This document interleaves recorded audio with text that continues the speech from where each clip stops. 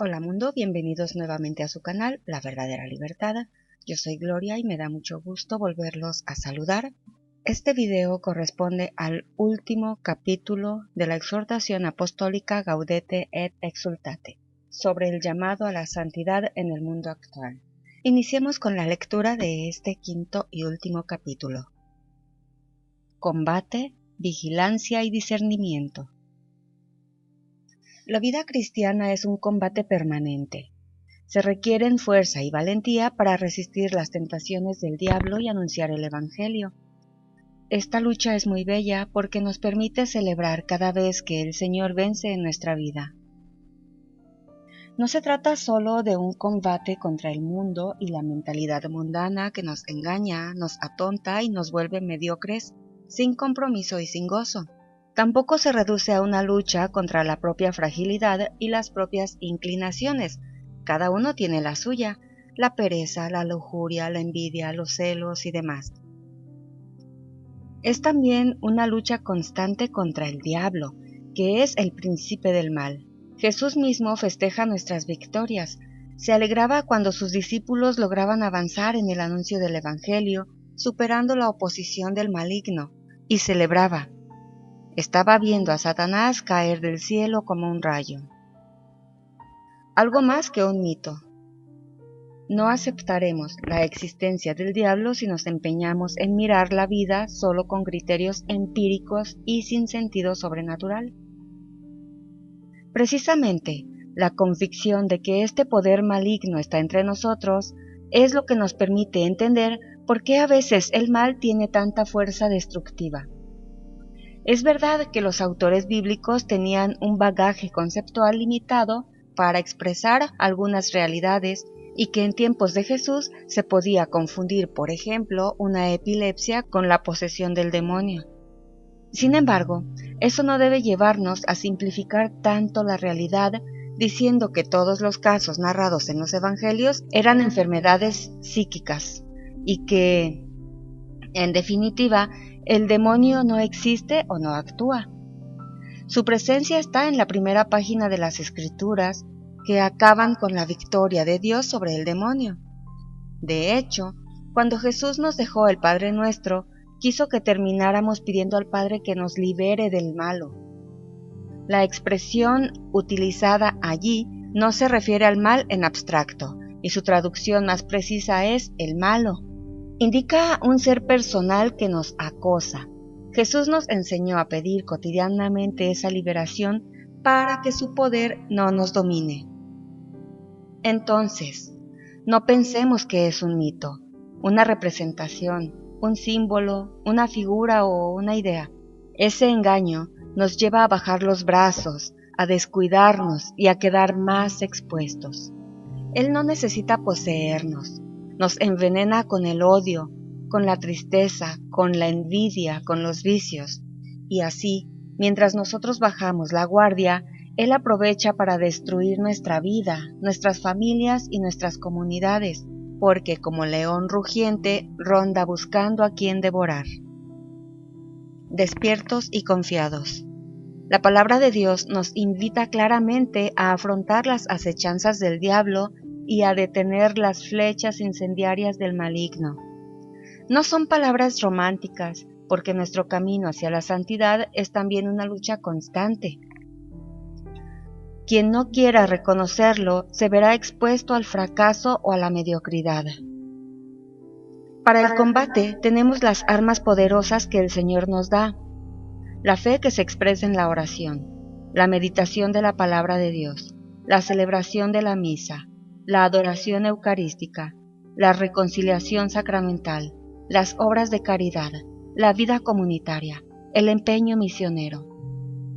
Si nos descuidamos, nos seducirán fácilmente las falsas promesas del mal, porque, como decía el santo cura Brochero, ¿qué importa que Lucifer os prometa liberar y aún os arroje al seno de todos los bienes, si son bienes engañosos, si son bienes envenenados?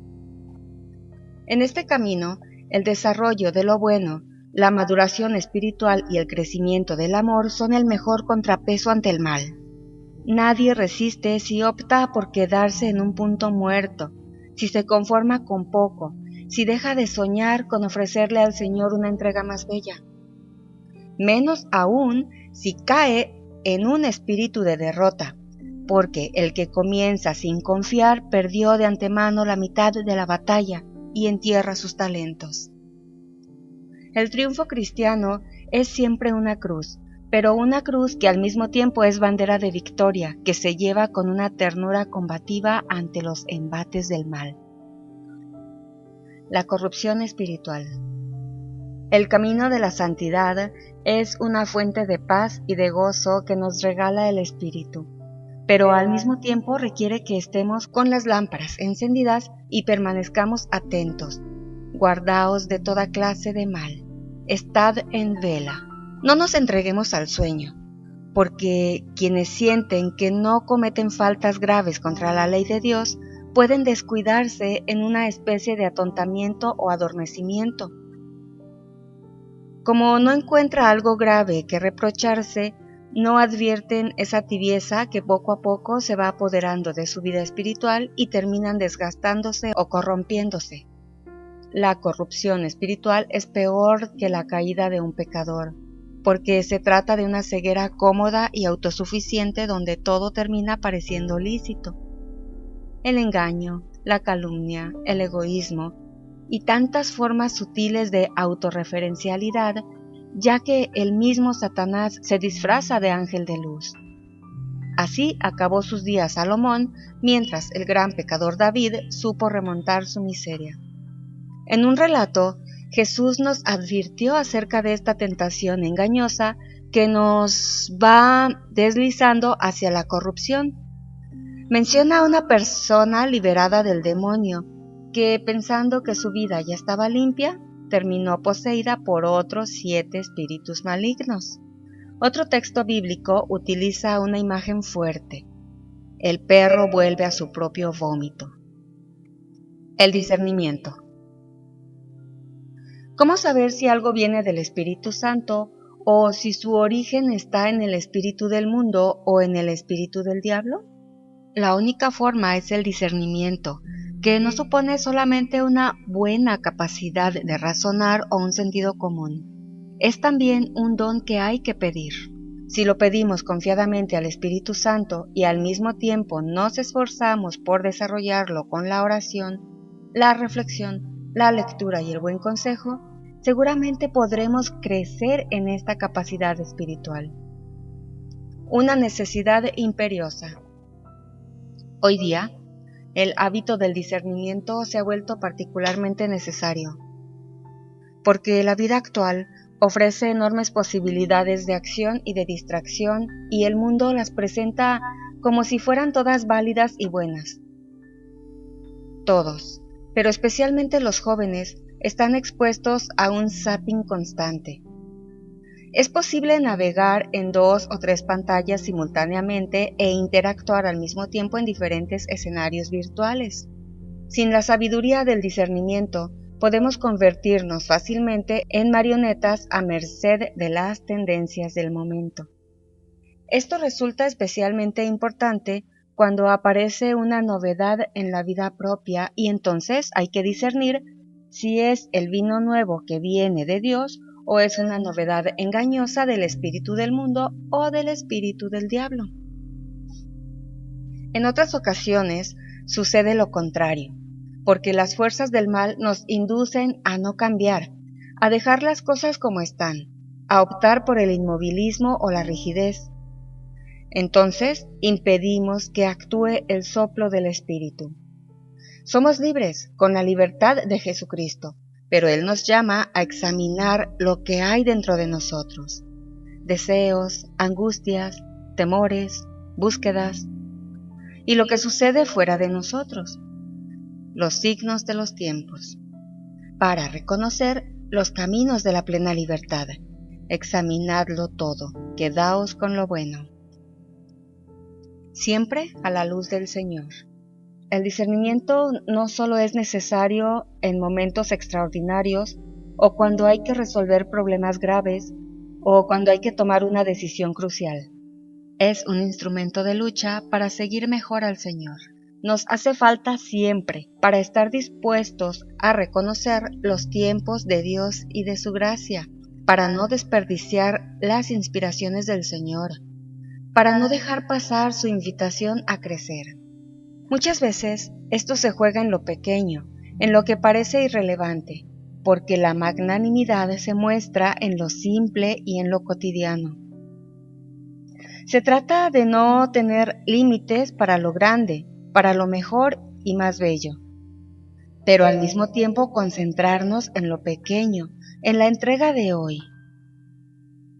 Por tanto, pido a todos los cristianos que no dejen de hacer cada día, en diálogo con el Señor que nos ama, un sincero examen de conciencia.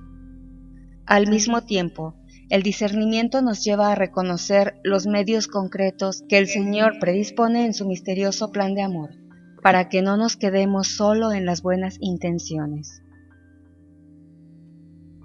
Un don sobrenatural.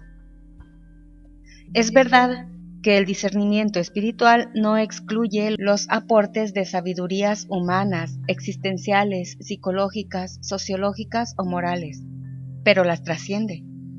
Ni siquiera le bastan las sabias normas de la Iglesia.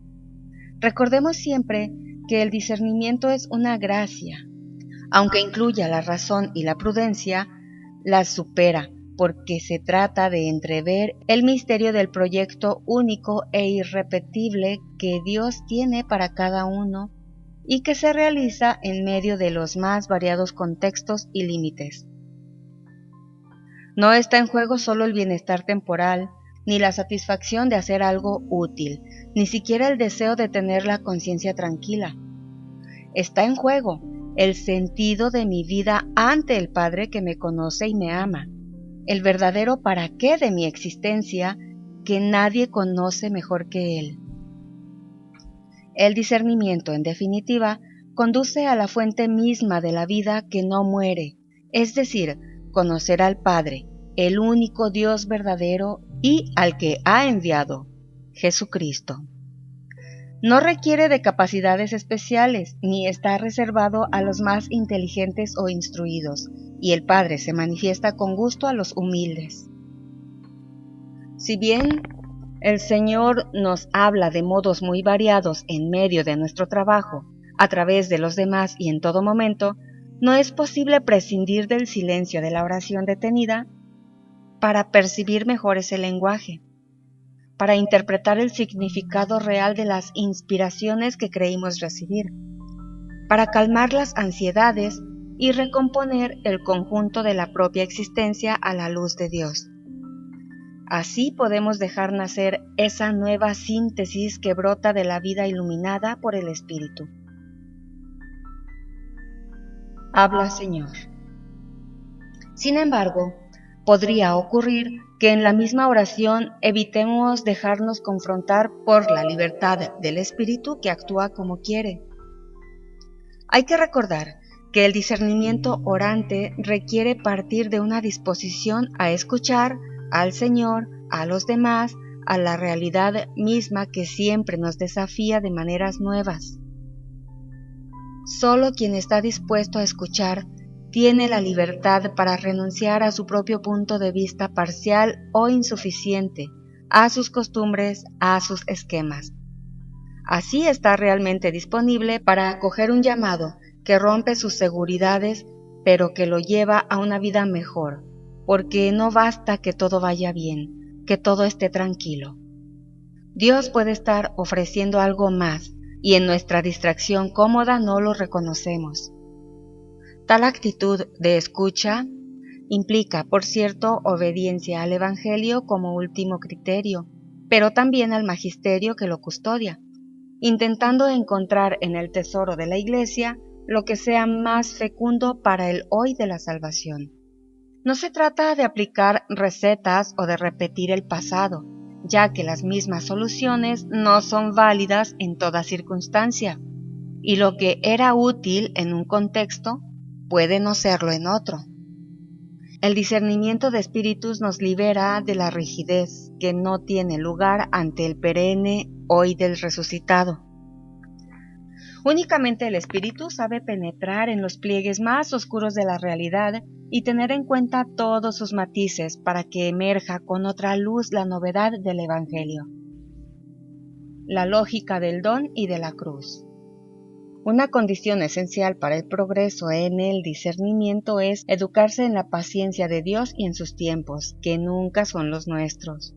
Él no hace caer fuego sobre los infieles, ni permite a los celosos arrancar la cizaña que crece junto al trigo. También se requiere generosidad, porque hay más dicha en dar que en recibir. No se discierne para descubrir qué más le podemos sacar a esta vida, sino para reconocer cómo podemos cumplir mejor esa misión que se nos ha confiado en el bautismo. Y eso implica estar dispuesto a renuncias hasta darlo todo, porque la felicidad es paradójica y nos regala las mejores experiencias cuando aceptamos esa lógica misteriosa que no es de este mundo, como decía San Buenaventura refiriéndose a la cruz. Esta es nuestra lógica. Si uno asume esta dinámica, entonces no deja anestesiar su conciencia y se abre generosamente al discernimiento. Cuando escrutamos ante Dios los caminos de la vida, no hay espacios que queden excluidos. En todos los aspectos de la existencia podemos seguir creciendo y entregándole algo más a Dios, aún en aquellos donde experimentamos las dificultades más fuertes. Pero hace falta pedirle al Espíritu Santo que nos libere y que expulse ese miedo que nos lleva a vedarle su entrada en algunos aspectos de la propia vida. El que lo pide todo, también lo da todo, y no quiere entrar en nosotros para mutilar o debilitar, sino para plenificar. Esto nos hace ver que el discernimiento no es un autoanálisis ensimismado, una introspección egoísta, sino una verdadera salida de nosotros mismos al misterio de Dios, que nos ayuda a vivir la misión a la cual nos ha llamado para el bien de los hermanos. Quiero que María corone estas reflexiones, porque ella vivió como nadie las bienaventuranzas de Jesús. Ella es la que se estremecía de gozo en la presencia de Dios, la que conservaba todo en su corazón y se dejó atravesar por la espada. Es la santa entre los santos, la más bendita, la que nos enseña el camino de la santidad y nos acompaña. Ella no acepta que nos quedemos caídos y a veces nos lleva a sus brazos sin juzgarnos. Conversar con ella nos consuela, nos libera y nos santifica. La madre no necesita de muchas palabras, no le hace falta que nos esforcemos demasiado para explicarle lo que nos pasa. Basta musitar una y otra vez. Dios te salve María, llena eres de gracia, el Señor es contigo. Bendita tú entre las mujeres, y bendito el fruto de tu vientre, Jesús. Santa María, Madre de Dios y Madre nuestra, ruega por nosotros pecadores, ahora y en la hora de nuestra muerte. Amén. Espero que estas páginas sean útiles para que toda la Iglesia se dedique a promover el deseo de la santidad. Pidamos que el Espíritu Santo infunda en nosotros un intenso anhelo de ser santos para la mayor gloria de Dios y alentémonos unos a otros en este intento. Así compartiremos una felicidad que el mundo no nos podrá quitar. Dado en Roma, junto a San Pedro, el 19 de marzo, solemnidad de San José del año 2018, sexto de mi pontificado, Francisco.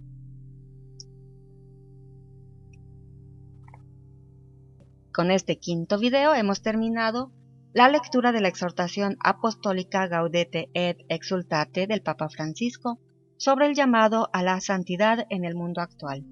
A nosotros nos queda volverlo a leer, estudiarlo y, por supuesto, aplicarlo a nuestra vida para poderlo transmitir a las demás personas. Ese deseo de la santidad en este mundo actual, ese deseo de vivir en la santidad en este mundo actual.